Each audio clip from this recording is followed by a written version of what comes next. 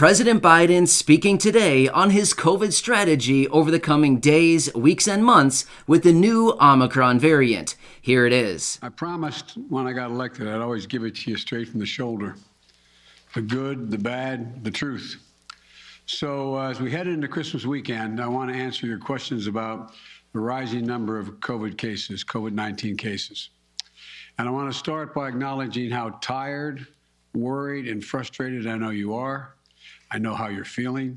For many of you, this will be the first or even the second Christmas where you look across the table, there'll be an empty kitchen chair there. Tens of millions have gotten sick. We've all experienced upheaval in our lives. But while COVID has been a tough adversary, we've shown that we're tougher. Tougher because we have the power of science and vaccines that prevent illness and save lives. And tougher because of our resolve. So that, let me answer some questions that lay out the steps the Vice President and I are taking to prepare for the rising number of cases experts tell us we can expect in the weeks ahead.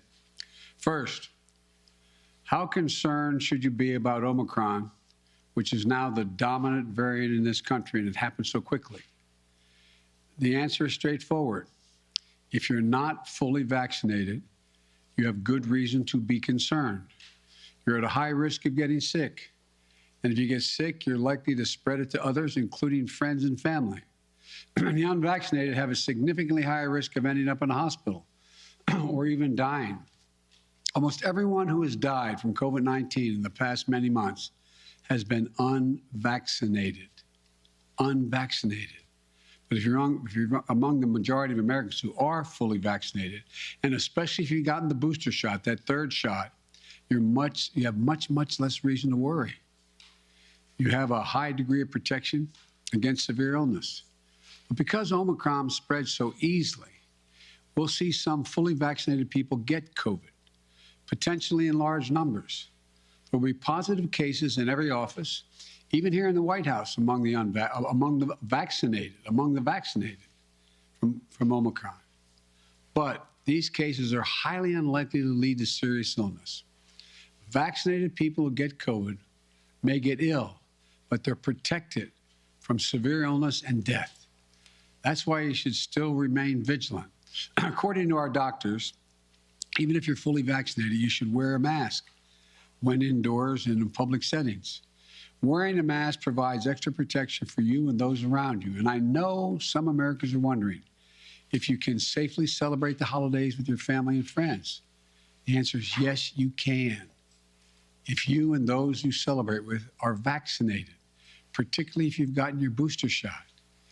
If you are vaccinated and follow the precautions that we all know well, you should feel comfortable celebrating Christmas and the holidays as you planned it.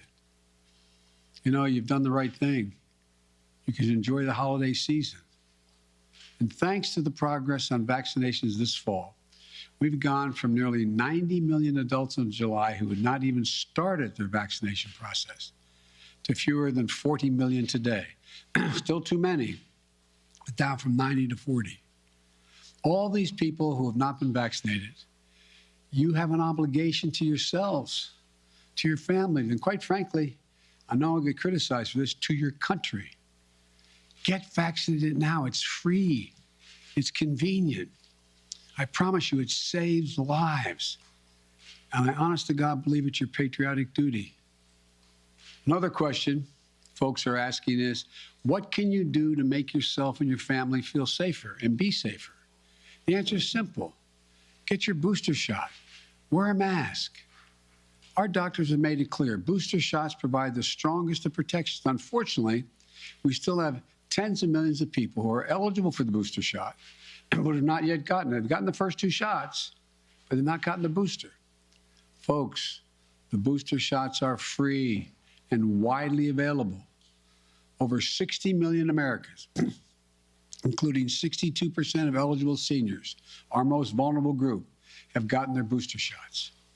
I got my booster shot as soon as they were available. And just the other day, former President Trump announced he had gotten his booster shot. It may be one of the few things he and I agree on. People with booster shots are highly protected. Join them. Join us. It's been 6 months or more since my second shot. If it's been 6 months or more from your second shot when I got my booster, you can get yours today if you've been 6 months or more since your second shot.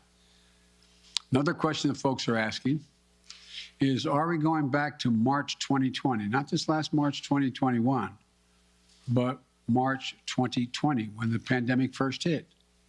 That's what I keep getting asked. The answer is absolutely no. No. Here are three big differences between then and now. Number one, the first one, more than 200 million Americans have been fully vaccinated. In March of 2020, no one was fully vaccinated. What that means is today, a case of COVID-19 for fully vaccinated and boosted person will most likely mean no symptoms or mild ones similar to the common respiratory viruses.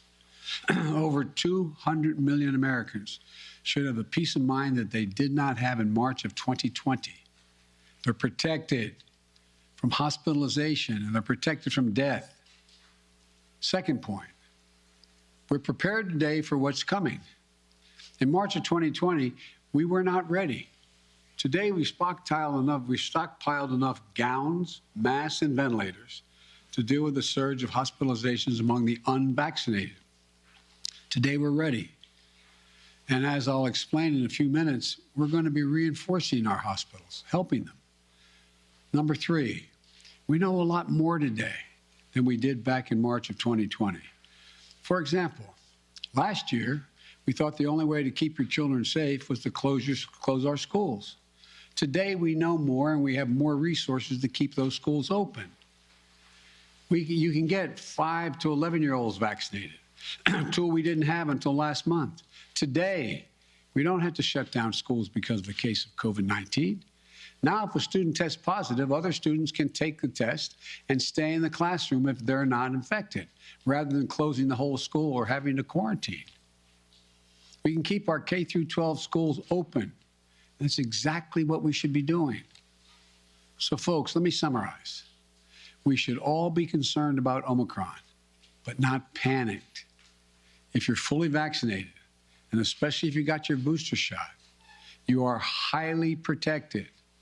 And if you're unvaccinated, you're at a higher risk of getting severely ill from COVID-19, getting hospitalized, and even dying. So the best thing to do is get fully vaccinated and get your booster shot.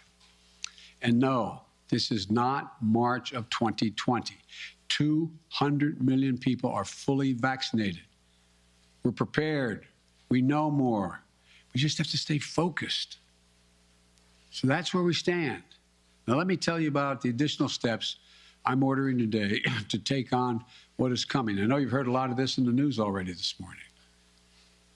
3 weeks ago, I laid out a COVID-19 action plan for this winter that prepared us for this moment. Today, we're making the plan even stronger. First, we're setting up our vaccination and booster efforts. We're stepping it up significantly. In the past 2 weeks, we've seen the highest vaccination rates since last spring. And we aren't as vaccinated as a country as we should be, though. That's why we have added 10,000 new vaccination sites on top of the 80,000 sites that we already had in place. And even more will open in January. You know, there's some parts of this country where people are very eager to get their booster, where it's harder to get an appointment, So starting this week, I'll be deploying hundreds more vaccinators and more sites to help get the booster shots in people's arms. I've ordered FEMA, the Federal Emergency Management Agency, to stand up new pop-up vaccination clinics all across the country where you can get that booster shot. We've opened, we've opened FEMA vaccination sites in Washington State and New Mexico recently as cases have increased. And today, I'm directing FEMA to stand up new sites in areas where there is a high demand. These steps are going to help us add more and more booster appointments and just over the next few weeks. I also want to say a word to parents. If your children are not vaccinated, please get them vaccinated. If you're a parent, understandably, who waited to see how the first shots went with other kids before getting your own kid vaccinated, you can stop waiting. 6 million children in our country, ages 5 to 11, are vaccinated. Get your children protected today, now. And for those parents out there who have a child that's too young to be vaccinated, that is under the age of 5, I know this can still be a scary time. But one thing you can and must do while we await vaccines for children under 5, get yourself fully vaccinated and boosted, as well as those around you, your children, your caregivers, your siblings. It's critical to mask up in public indoor places. We know that our youngest children have only rarely been impacted by serious COVID-19 cases. But they can be further protected if they're surrounded by vaccinated people. And again, to folks who are not vaccinated, you might think you're putting only yourself at risk, but it's your choice. Your choice is not just a choice about you. It affects other people. You're putting other people at risk. Your loved ones, your friends, neighbors, strangers you run into. And your choice can be the difference between life or death. The longer the virus is around, the more likely variants form that may be deadlier than the ones that have come before. Let me say again and again and again and again, please get vaccinated. It's the only responsible thing to do. Those who are not vaccinated are causing hospitals to become overrun again. I just spoke to the governor of New York.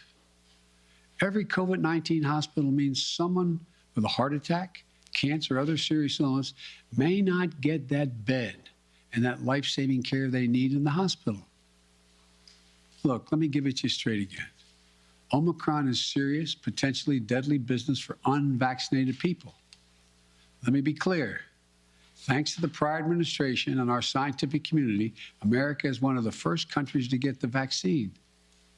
And thanks to my administration and the hard work of Americans, we led a rollout that made America among the world leaders in getting shots in arms. But uptake slowed this summer as vaccine resistance among some hardened. Look, the unvaccinated are responsible for their own choices. But those choices have been fueled by dangerous misinformation on cable TV and social media. You know, these companies and personalities are making money by peddling lies and allowing misinformation that can kill their own customers and their own supporters. It's wrong. It's immoral. I call on the purveyors of these lies and misinformation to stop it. Stop it now. One of the other things that we know that has to be done is more testing. Because Omicron spreads easily, especially among the unvaccinated. It's critically important that we know who's infected. That means we need more testing. And on that score, we're now where we should be. Yes, we have over 20,000 free testing sites. Yes, we've used the Defense Production Act and spent $3 billion to greatly expand the number of at-home tests available for purchase online and at your local pharmacy. And yes, we made sure insurance covers the PCR tests you get in the hospital or at your doctor's office. But starting next month, private insurance will also cover at-home testing. So you can order a test online and get reimbursed. We're providing access to free at-home tests for those who may have insurance as well, may not have insurance, I should say, as well. But it's not enough. We have to do more. We have to do better, and we will.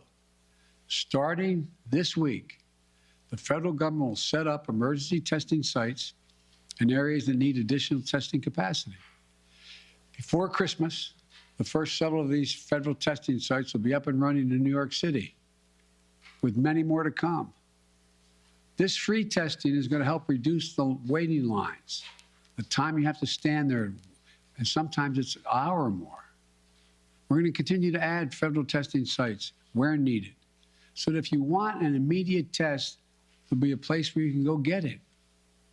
We also need to do better with at-home testing, So I'm announcing today the federal government will purchase $1.5 billion, that's not million, billion with a B, additional at-home rapid tests with delivery starting in January.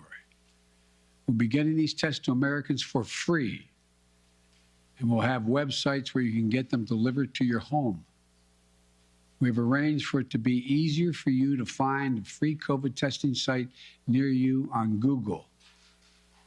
Just enter COVID tests near me in the Google search bar, and you can find a number of different locations nearby where you can get tested. We're going to continue to use the Defense Production Act, as we did earlier this month, to make sure we're producing as many tests and as quickly as possible. The bottom line is it's a lot better than it was, but we're taking even more steps to make it easier to get tested and get tested for free. Next, we're preparing hospitals for what's coming. Those 40 unvaccinated adults have a good chance of getting COVID-19, and some of you will get very sick.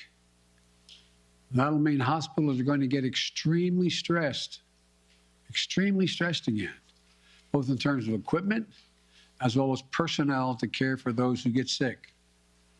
That's why my administration has stockpiled and pre-positioned millions of gowns, gloves, masks, and ventilators. We call it PPP.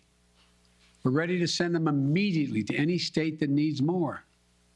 In addition, I've directed the Pentagon to mobilize an additional 1,000 troops to be deployed to help staff local hospitals and expand capacity.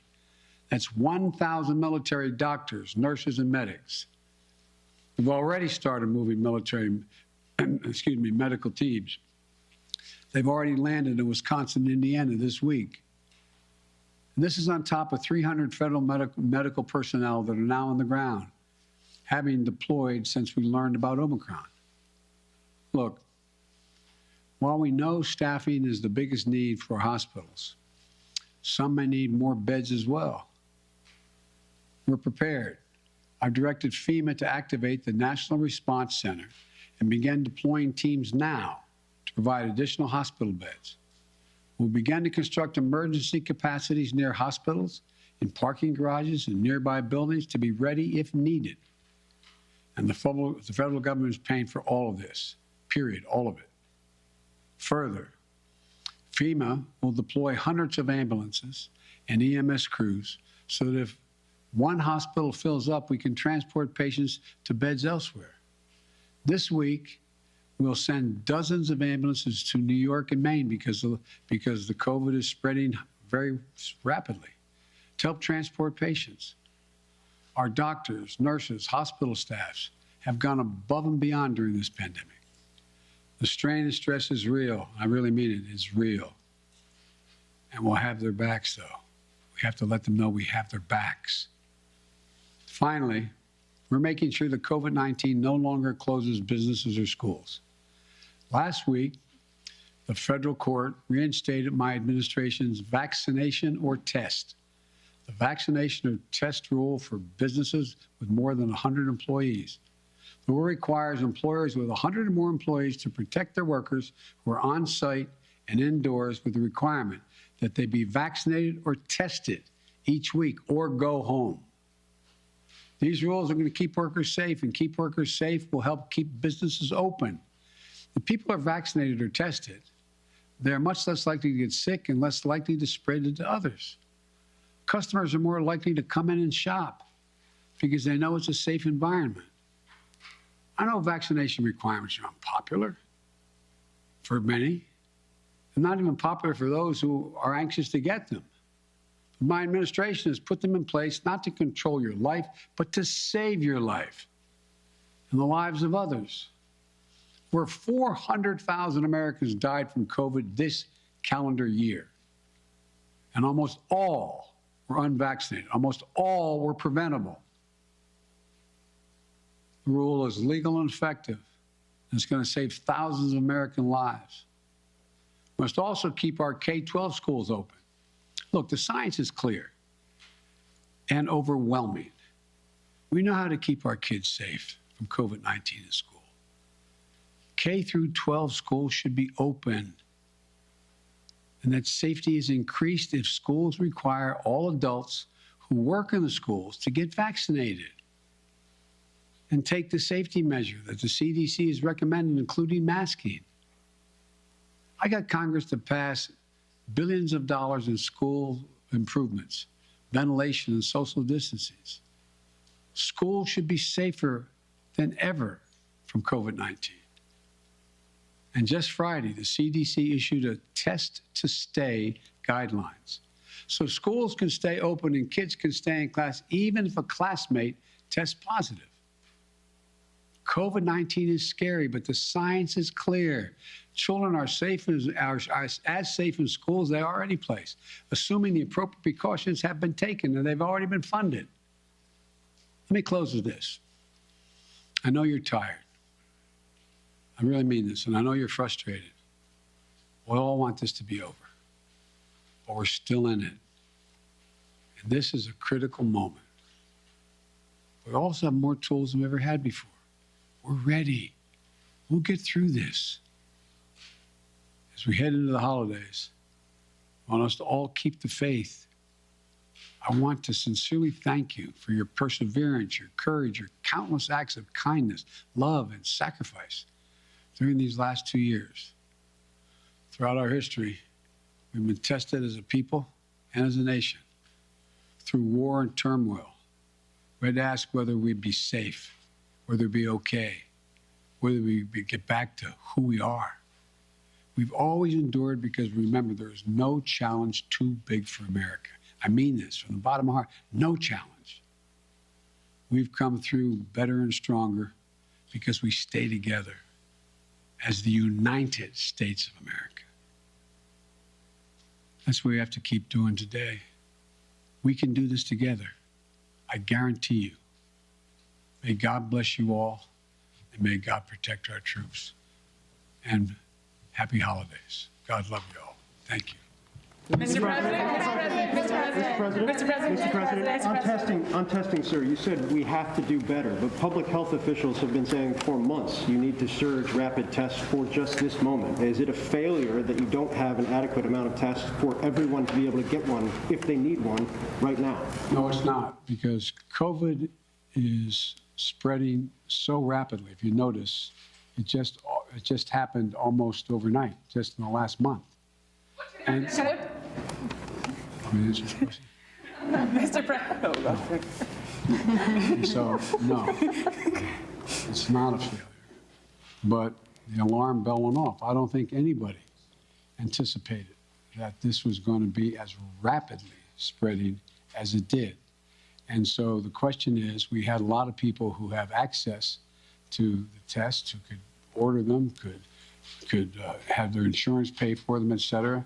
But it also, and all of a sudden, it was like everybody rushed to the counter.